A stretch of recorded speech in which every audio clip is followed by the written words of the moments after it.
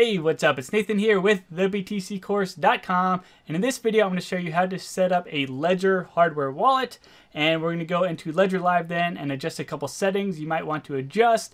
We're also going to receive some Bitcoin, send some Bitcoin, and then I'm going to show you how you can connect your Ledger to Sparrow wallet, which is my preferred wallet for working with Bitcoin transactions, and I'll explain why when we get to that piece of the training. So anyway, let me hop back over to my computer and we'll get into it.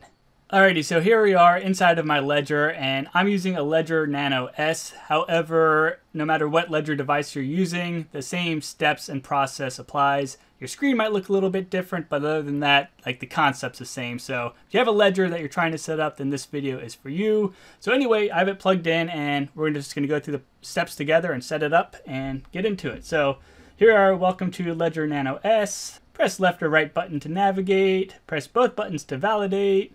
And get started at ledger.com/start. And if you go there, it's going to get you to download Ledger Live, which I already have loaded up on the screen. So that's what you're looking at on the other side of the screen. We'll come over. We can set up as a new device, which is what we're going to do in this video.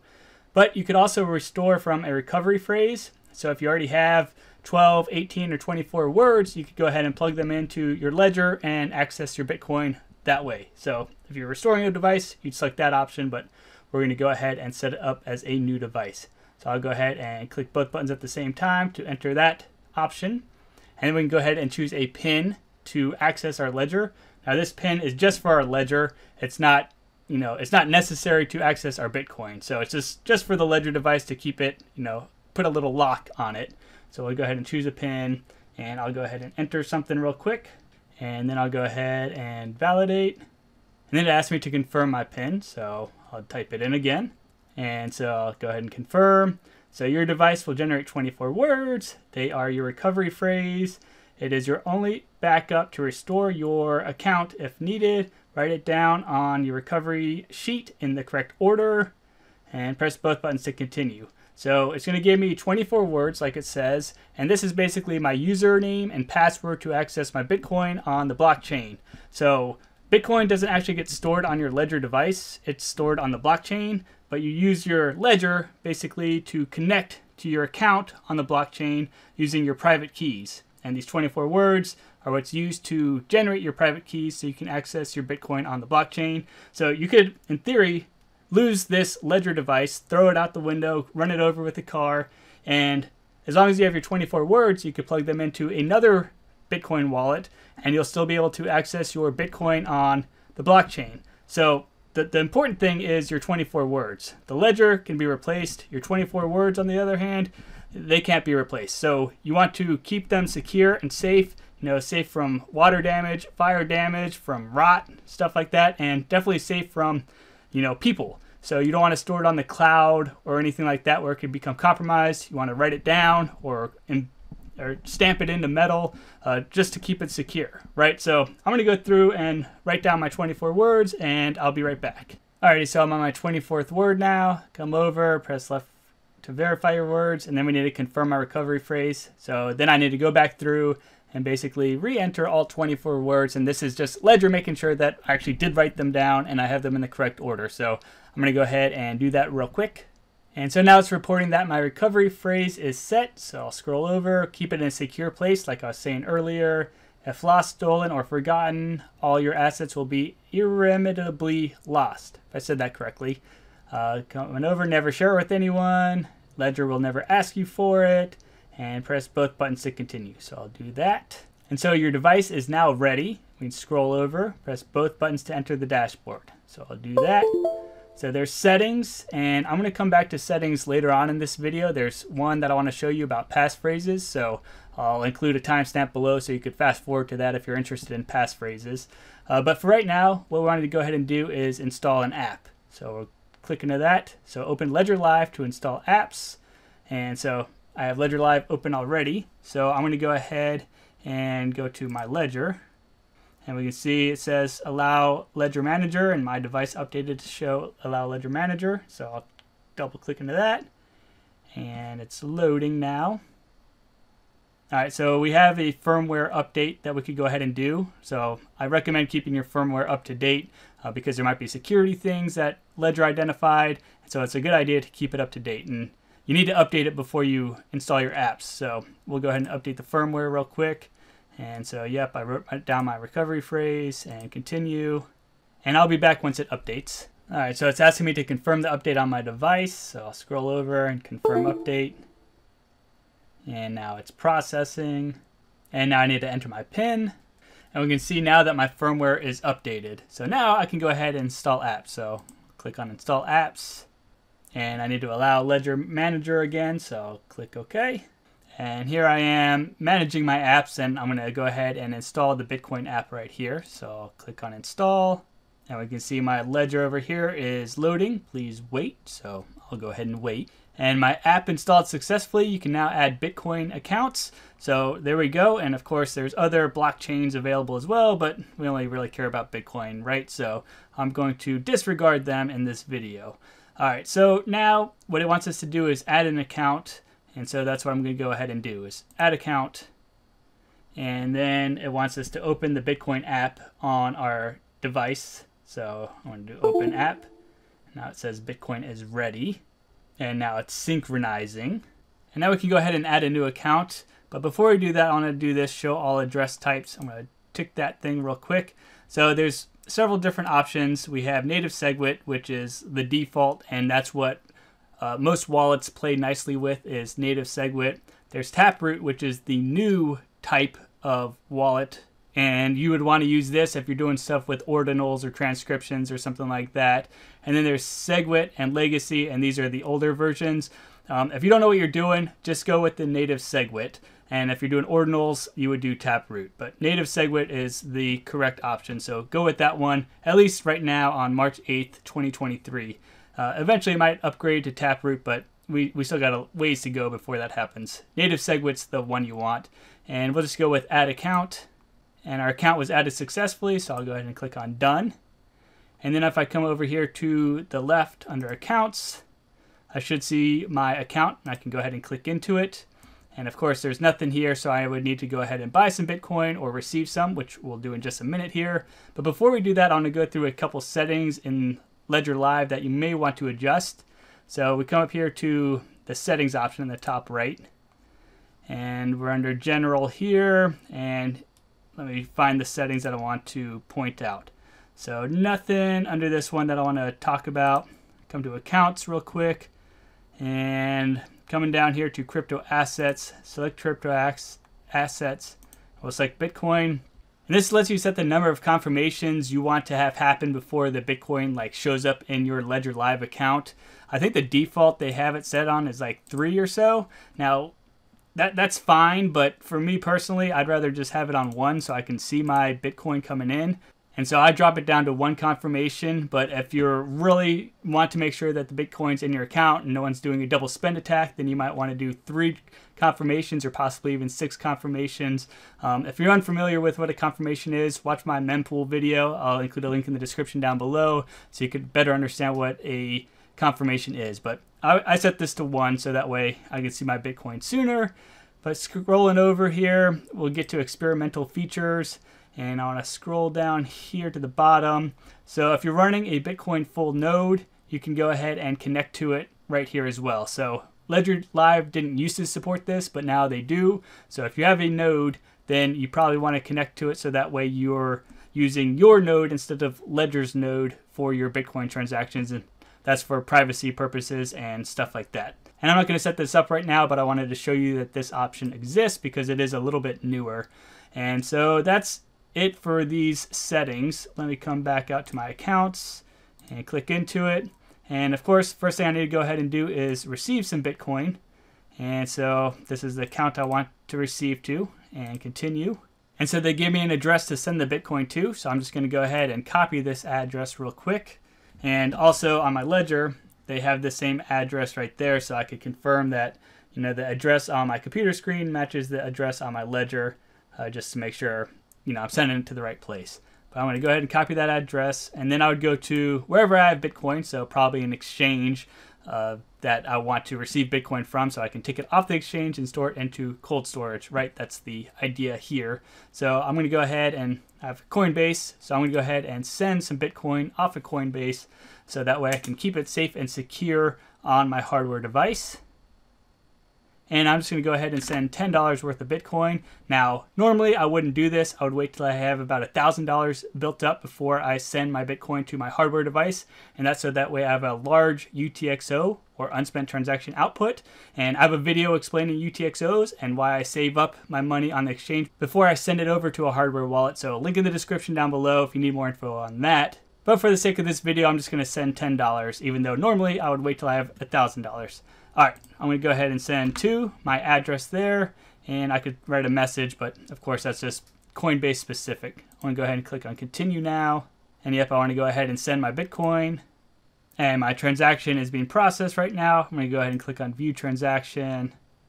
And I'm going to copy my wallet address. And I'm just going to go to the mempool.space. And fees are kind of high right now. But anyway, we'll go into it. So here's my wallet and the transaction.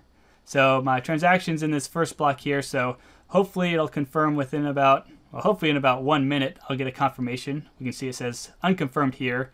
And when it crosses this dotted line right here, it'll be confirmed. And since I set my settings in my Ledger Live app to watch for one confirmation, I should see my Bitcoin as soon as it crosses that dotted line. So let me go back over to Ledger Live, and we'll go ahead and just wait. Alrighty, so my transaction has now confirmed, and as you can see, I have 12 confirmations, which is way more than the one that I need for Ledger Live to be happy. So over here in Ledger Live, you can see that I've received my Bitcoin here. And if I hover over this green download looking thing, it says confirmed. So my Bitcoin is now mine. Of course, it's stored on the blockchain, but I can, send it with my Ledger device, which is what we're going to do right now. So now that I have Bitcoin, I can send it. So we're going to come to send, and we're going to take a look at the options we have with sending. So of course, we need to select which account we're going to send from, and I only have one account set up, so we're going to do that one. And then we need to go ahead and tell Ledger Live who we want to send it to. So I'm just going to send it right back to Coinbase. So this is kind of a counterproductive, transaction, but it gets you the idea. So I'm going to go ahead and receive. And so Coinbase gives me a wallet address to send the Bitcoin to. So I'll copy that and come over here, and I'll paste the address right there and hit continue. Alrighty, so I can send however much I want. So the maximum spendable amount is this much, 41,557 Satoshis. I can just do this, and that would send the max, which is about $9.02. I think that's after fees. So $9.02 is what would arrive in my Coinbase account, basically. Coming down here, we have a couple different options for speed, but you might notice that standard is selected. So I actually want to go to advanced. So I'm going to tap on advanced right there. And so I can actually set my fees now if I want to. So if I go to like mempool.space and I look at how much the fees are, I can see that I should be able to get in this next block for about 15 sats per VByte. If I want to be in the first block, then I probably get up into about 38 sats per VByte to get in that first block there. So pretty big difference between the first block and the second block. So if you're not rushed for time, 15 sats per VByte would probably be better. Or you might even put it at like 11 or 10 sats per VByte if you could wait about 40 minutes or so. Each block takes about 10 minutes to process, so that's what you're looking at there. Is about 40 minutes to be on this fourth block right here. And I have a video again on the mempool, so if you need more information, one block just confirmed, watch that video on the mempool. Link in the description down below. But for this example now, let's just say that I want to go ahead and set my sats per VByte to 15. So you can see that instead of, what was it, 37 or something? So instead of like 897, if I set it for 15, I'd get $9.50. So it can make a pretty big difference depending on what fees you're spending. And also, it could depend how many UTXOs you're sending. And again, I have a video on UTXOs if you need more information on that, which I highly recommend watching the mempool video and the UTXO video if you're doing any sort of on-chain transactions, which you're going to be doing if you're playing with the ledger. All right, up next we have coin control, and this has to deal with UTXOs. So I only have one UTXO in my ledger account, but if I had multiples, I could go ahead and change which coins that I want to send or which UTXOs I want to go ahead and send in my transaction. We could do FIFO or minimize fees or merge coins, minimize future fees, and so on. So a couple different settings, and it could be something worth checking out. Now, Sparrow Wallet, which is I'm going to show you later on in this video, gives you optimum control of your UTXOs. So that's why I personally use Sparrow Wallet, amongst a couple other reasons like privacy. But the Ledger Live software is adding some different features like UTXOs and also being able to connect to your node and stuff like that. So they're stepping up their game. However, I think Sparrow Wallet's a better option for dealing with my Bitcoin. But anyway, I just want to point this out. There's a couple different options here. But to get to it, of course, you have to switch this little toggle thing to advanced. So I just wanted to point that out. And also, of course, to change the fees. And then we could go ahead and, actually, I'm going to go ahead and send like half of my Bitcoin because I have an idea. Let's see. And something I want to show you when we're looking at Sparrow Wallet. So I'm just going to send this amount. And I'm going to go ahead and click on continue now. And so I get a summary of my transaction. So I'm going to be sending this much Bitcoin, this much in fees. So my total debit is going to be this many sats or this many dollars. So I'm going to go ahead and show you my ledger now. And I'll go ahead and do continue. And so now it's going to come over to my device and it's going to make me confirm my transaction or sign my transaction. So, alright, so you can see it's asking me to review output 1. So I'll scroll over. That's the amount of Bitcoin that I'm sending. It's going to ask me to verify this address. So that looks about right. Of course, I could go to Coinbase and double check, but I'm just sending $5 and I'm going to assume it's right. I'll just approve. And then I need to confirm my transaction. So these are the fees I'm going to spend, and you can see that my ledger says the same amount as the Ledger Live app, right? So that's good that it's matching. All right. So we'll come over, accept and send.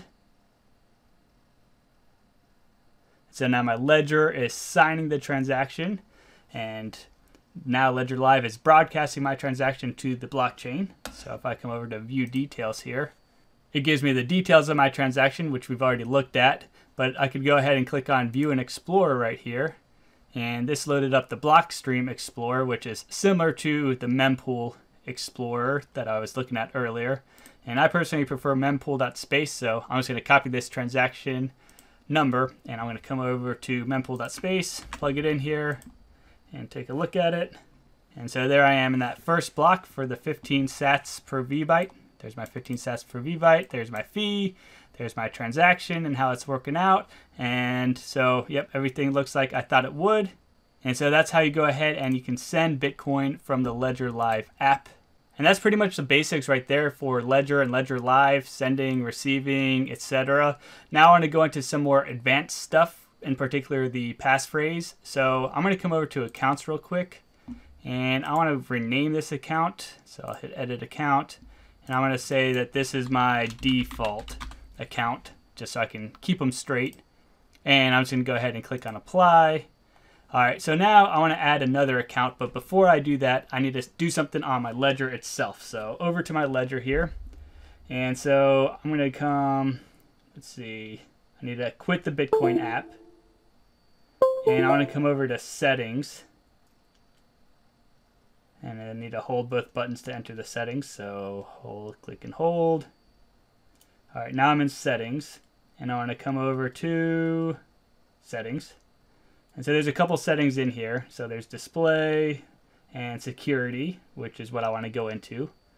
So there's pin lock, which I'll just go into this real quick. So if you set this up, your ledger will lock after X number of minutes of inactivity. So that's just something to note. You can change that. And you can change your pin if you want to. But passphrase is the feature that I want to highlight because it's pretty important. So this is an advanced feature, and you can read about it at ledger.com/support. But we want to go ahead and set up passphrase. And so there's two options here. We can attach it to a pin, or we can set as a temporary passphrase. So let me explain what a passphrase is first. So you have your 20-word or 24-word seed phrase, right? Well, the passphrase is a 25th word, and this is a custom word. Like, you can make up any word you want that's 100 characters or less. It can be uppercase, lowercase, have numbers or symbols in it. So it can be pretty complicated and long. And so this is like extra protection on your account. However, if you forget your 25th word, well, you're going to lose access to your account. So even if you have your 24 words, but you can't remember your passphrase, well, you're not going to get into your Bitcoin because that 25th word creates a whole brand new wallet. So it's critical if you use a passphrase that you don't forget that passphrase. So I just want to put that out there so you know how important it is to maintain that passphrase and not forget it. There's stories of people, writing down their 24-word seed phrase, and then they're like, I'll memorize my passphrase. 10 years passes by, they have no idea what that is their passphrase. So just be careful if you do this passphrase thing, and that's why it's considered an advanced feature. But the two options are, we can attach to a pin. So I have a pin on my ledger. Well, I can set up a second pin, so that pin would load the seed phrase plus the passphrase. And again, that passphrase generates a brand new wallet. So it would basically give me two wallets on my ledger instead of just the one wallet. And I'd swap between the two wallets based off of what pin I enter into the ledger when I load it up. And one reason people do that is in case somebody's like trying to attack you with a $5 wrench, well, you might plug in your one pin, which gives them access to like a little small amount of Bitcoin, whereas your other Bitcoin is hidden behind another pin, and that pin might have that passphrase associated with it. So that's kind of one of the reasons to use a passphrase. And if you attach it to a pin, the ledger will automatically load that passphrase for you when you enter that pin. Versus if you set a temporary passphrase, well then every time you come into ledger, you'd have to set that passphrase again. So you might not want to have to do that, but it is like another level of security because you'd have to manually type in your passphrase every single time you want to go ahead and send that transaction. So I'm going to go ahead and just attach it to a pin for this example, but the same concept kind of applies. The setting is a temporary, other than the fact you're going to have to type it in every single time you do it. So let's go ahead and attach to pin so you can check that out. So choose passphrase pin. All right, so this pin obviously has to be different than my original pin that I set up. So I'm going to go ahead and do that real quick. And now it's asking me to enter my passphrase. So, okay. And you can see at the top, I can scroll between the characters and numbers, lowercase and uppercase. And depending on your device, it might be a little easier to do this than what I have to go through on this Ledger Nano S, but the same concept would apply. So let me come over to capitals, and I'm just going to do A, B, C, and I'll come back out. All right, so that is my passphrase, ABC. Can confirm with current pin, so this is my original pin that I used on my device. So okay, so let me plug in my original pin, not my passphrase pin. And like that, my passphrase is set. So I'm going to come back down. There's privacy, which no one really knows what this does. So yeah, I could reset my device. So if I want to reset to factory settings, I could do that. I'm just going to go back. And I'm just going to go back again. And then I'm going to close out of this. All right, and I'm actually going to unplug my ledger. And then I'm going to replug it back in. And I'm going to type in my passphrase pin this time. So let me do that. So now I'm inside of my ledger that's using the passphrase. So let me open up the Bitcoin app real quick. So Bitcoin is ready. Now I'm going to come over to Ledger Live, and I'm going to go ahead and add an account. So I need to add my account with the passphrase. So I have Bitcoin and continue. And it's checking my device real quick. And we have the same settings as when we created the first account. Like I could show the different address types, so native SegWit or Taproot and so on. So there's that. I'm going to go ahead and name this one my passphrase one, passphrase. So I know that this is my passphrase account. I'll do add account, and account added successfully. All right, so as you can see, there is no Bitcoin in my passphrase account, where there's some Bitcoin in my default account. So let me click into here real quick. So no crypto assets yet, but I could go ahead and receive crypto assets to this account if I want to, same way I received them to my other account as well. And I'm not going to go through those steps again, but hopefully you get the idea of how this works. So now we have two accounts with the same ledger. And like if I used a temporary passphrase, I could make a whole bunch of different accounts with the same ledger. And you know, while I'm speaking about it, if I wanted to, I could go ahead and add another account, and I do Bitcoin and continue and wait for my device. And maybe this time I set up a Taproot account instead. So I can select Taproot there, and I'll go ahead and name this Passphrase Taproot. So now I could go ahead and do Taproot transactions, you know, using the same ledger device. And now I'm going to go ahead and switch over to Sparrow Wallet and show you how you can connect your ledger to Sparrow Wallet, which is my preferred tool for managing my Bitcoin transactions. I don't use Ledger Live at all. I do everything with Sparrow Wallet. And so I'm going to show you how to connect your ledger to Sparrow Wallet. And I have another video on Sparrow Wallet. So if you need more info on that, check out that video. But we'll talk about it in a second. Alrighty, so here we are in Sparrow Wallet, and I've switched my ledger back into my default account. So I unplugged it and plugged it back in and plugged in my default PIN versus my passphrase PIN. So I did that off camera, but here we are in Sparrow Wallet, and on my ledger, I want to make sure that I'm in the Bitcoin app. So I'm going to go ahead and open that up real quick. It says Bitcoin is ready. So now I'm going to come up to File, New Wallet, and I need to name my wallet. So I'll just call this Ledger Demo 4, and we'll go ahead and create the wallet. Alright, so similar to Ledger Live, we got a couple different options for our wallet. So policy type, single signature, or multi-sig. So you can set up multi-sig with Sparrow Wallet, and I have a video on that if you're interested. But for this example, we're going single sig. And script type, we're on native SegWit, but similar to Ledger Live, we got legacy, nested SegWit, native SegWit, and Taproot as well. So you can select those. Leave the other stuff as a default and connect hardware wallet and scan. And it says, please check your device. So let's take a look at it. And this can take a minute or so, but we'll be patient. All right, so we see Ledger Nano S. So I'm just going to go ahead and click on Import Key Store.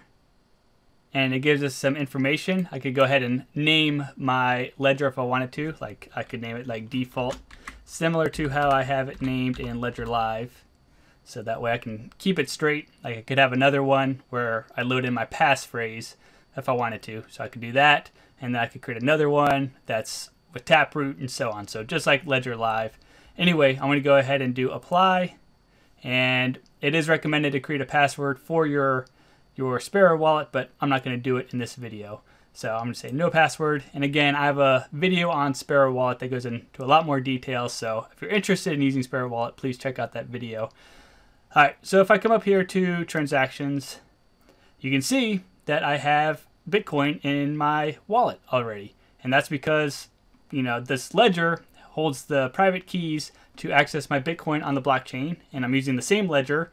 So it doesn't matter if I'm using Ledger Live or if I'm using Sparrow Wallet, it's still the same Bitcoin account, so to say, because I'm using the same seed phrase or private keys to access Bitcoin. So I can switch between Ledger Live and Sparrow Wallet if I wanted to, because I'm still accessing the same information. So I can see I still have $4.53 or 20,819 sats. I can see my transaction to Coinbase still is unconfirmed. So all the same information is here because, again, it's stored on the blockchain. Hopefully that's making some sense. Okay, so I could receive Bitcoin. You know, here's my receive information. And again, please watch the Sparrow Wallet video if you need more information on Sparrow Wallet. But receive and send. Send is what I want to address in this video because you have to sign your transaction in Sparrow Wallet, and I just want to show you how that works. So I'm going to go ahead and pop back up Coinbase, and let me click out of there. I'm going to go ahead and receive and copy this address here, come over to Sparrow, pay to Coinbase address, and so I need a label, so I'm going to say send to Coinbase, and I'm going to go ahead and send all the rest of my sats to Coinbase, and then I could go ahead and set my fee. So let me look at the mempool real quick. So about 15 sats per VByte to get up in the first block. And Sparrow's recommending 25. I'm going to lower it down to, we'll do 15.28. All right, so that all looks good. I'm going to go ahead and do create transaction now. And then I need to finalize transaction for signing. So I'm going to click on that. And then I'm going to click on sign. So again, if your ledger like timed out or something like that, you need to make sure that you go back into it and load back up the Bitcoin app. So I already see Bitcoin is ready. So Bitcoin is ready. I'm already in the Bitcoin app. But if you don't see Bitcoin is ready, then you need to reinitialize it on your ledger. So again, sometimes it just times out over a period of time. All right, so I'm going to go ahead and click on sign, and I can see that it's unlocked. So I'm going to go ahead and sign. But if it wasn't unlocked, then I might have to scan for it, similar to how I created this wallet in the first place. So it's signing, and you can see my ledger popped up with processing. So review output. So very similar to Ledger Live. We'll go over. This is the amount I'm sending, the address I'm sending it to. We'll approve it, and then I need to confirm the transaction. It tells me my fees, accept and send, and processing. And there we go. It's signed now. And now I can go ahead and broadcast my transaction. So I'm going to go ahead and click on that.